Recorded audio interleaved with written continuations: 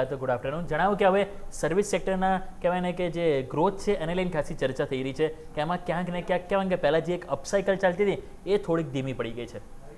Good afternoon યોમિક, સાચી વાત તમે કહી રહ્યા છો. સર્વિસ સેક્ટર અને મેન્યુફેક્ચરિંગ સેક્ટર બંનેને લઈને અત્યારે ચિંતા વ્યક્ત થઈ રહી છે. ગયા વખતે પણ આપણે જ્યારે જોયું, જ્યારે જૂનના આંકડા આવ્યા હતા ત્યારે પણ એ જ સ્થિતિ હતી અને એમાં પણ જે ગ્રોથ છે ધીમો પડ્યો હતો. અને આ વખતે પણ જે પ્રાઇવેટ સેક્ટરનો જે ગ્રોથ છે એ 4 વર્ષની નીચી સપાટી અત્યારે જોવા મળી રહ્યો છે અને સર્વિસ સેક્ટરની નબળી કામગીરીના કારણે ગ્રોથ પર અસર પડ્યું હોય એવું કહેવાઈ શકે છે. 57.7% જે અંદાજ છે મૂકવામાં આવ્યો હતો અને એની સામે જે ગ્રોથ આવ્યો છે 54ની આસપાસ આવ્યો છે અને જે મેન્યુફેક્ચરિંગ સેક્ટર છે એનો પણ 53ની આસપાસ આવ્યો છે.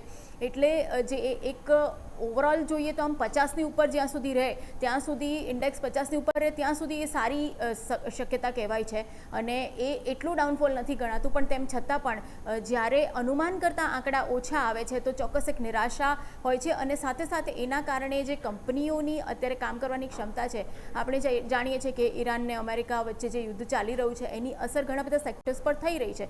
તો મેન્યુફેક્ચરિંગ સેક્ટર તો એનાથી અફેક્ટેડ છે જે એ પણ છે અને સાથે સર્વિસ સેક્ટર પર પણ એની અસર થઈ રહી છે અને એના કારણે ઓવરઓલ એક મોંઘવારી વધવાનું જે દબાણ છે એ થઈ રહ્યું છે. કારણ કે કંપનીઓ પોતાની ઇન્વેન્ટરી જાળવવા માટે પ્રયત્ન કરી રહી છે, મેન્યુફેક્ચરિંગ જાળવવા માટે પ્રયત્ન કરી રહી છે.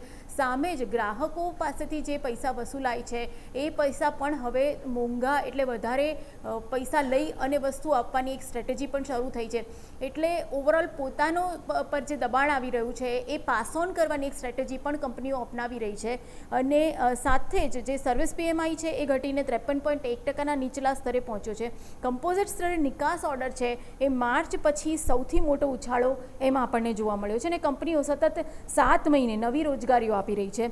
મોંઘવારી વધતા બિઝનેસ કોન્ફિડન્સ છે 6 મહિનાના તળિયે પહોંચ્યો છે. એટલે ઓવરઓલ આમ જોઈએ તો એક તરફ રોજગારી કંપનીઓ આપી રહી છે, બીજી તરફ જે કામગીરી છે એ પણ વધી રહી છે અને એમ છતાં એક જોઈએ તો મોંઘવારીના કારણે અને ખાસ કરીને ઈરાન અને અમેરિકાના યુદ્ધના કારણે જે પણ અસર કાચા માલ પર પડી રહી છે કંપનીઓના, એના કારણે અસર જે છે મેન્યુફેક્ચરિંગ પર પડી રહી છે અને સાથે જ સર્વિસ સેક્ટરમાં પણ એની કોઈક ને કોઈક રીતે અસર પડી રહી છે અને એ બંનેના કારણે બંનેનો જે ગ્રોથ છે એ જે નવા આંકડા આવ્યા છે એ પણ ઘટીને આવ્યા છે. એના આગળના આંકડા હતા એ પણ આપણે ઘટેલા જોયા હતા. પણ એક રાહત ત્યાં સુધી છે કે જ્યાં સુધી આ ઇન્ડેક્સ 50ની ઉપર છે ત્યાં સુધી હજુ પણ આપણે એટલી ચિંતા કરવાની જરૂર નથી. પણ તેમ છતાં જે નિષ્ણાતો છે ને જે બજાર સાથે જોડાયેલા સૂત્રો છે એ કહી રહ્યા છે કે જે ધારણા પ્રમાણે જ્યારે આંકડા નથી આવતા તો જે કારણ કે ઓલરેડી ભારતનો જે ગ્રોથનું રેટનો જે અનુમાન મૂકવામાં આવ્યું છે બધા જ IMF હોય કે ગોલ્ડમેન સાચસ હોય એ બધા દ્વારા એક વધારે અપસાઇડનું એક અનુમાન મૂકવામાં આવ્યું છે.